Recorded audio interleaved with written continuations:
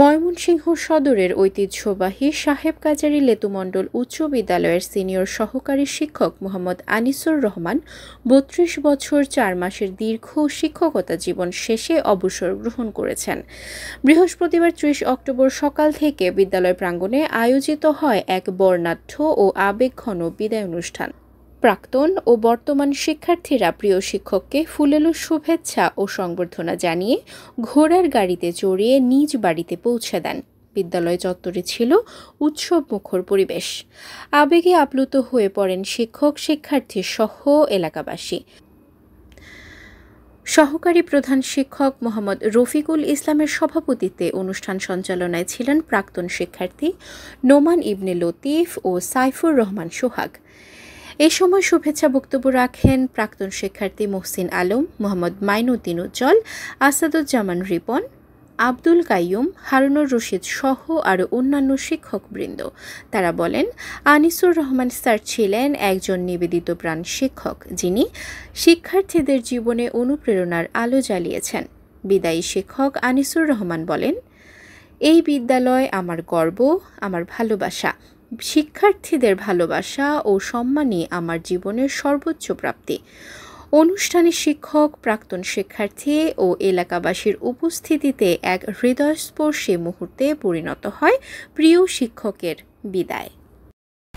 আমার মতো যে সম্মান, উদারতা, ইজ্জত দেখিয়েছ তা আমার চিরদিন স্মরণ থাকবে এবং আমি আল্লাহ তাআলার কাছে তোমাদের জন্য দোয়া করব, আল্লাহ পাক যেন তোমাদেরকেও এর চেয়ে অধিক অধিক সম্মান দিয়ে সম্মানিত করেন। সমাজে ভালো কাজগুলো যেন আল্লাহ পাক তোমাদের দ্বারা সম্পন্ন করায়, তোমাদেরকে করার জন্য আল্লাহ পাক সুযোগ সৃষ্টি করে দেন।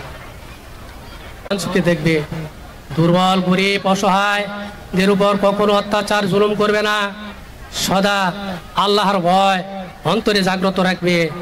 আল্লাহ এবং আল্লাহর রাসূলের আদেশ নির্দেশ মেনে চলবে। আপনারা আমার জীবনের ভুল ত্রুটিগুলো ক্ষমা করে দিবেন। যদি আপনারা ক্ষমা না করেন তাহলে এই বংশ থেকে নামবো না। আপনারা আমাকে মাফ করুন। আপনাদের সবার কাছে মাফ।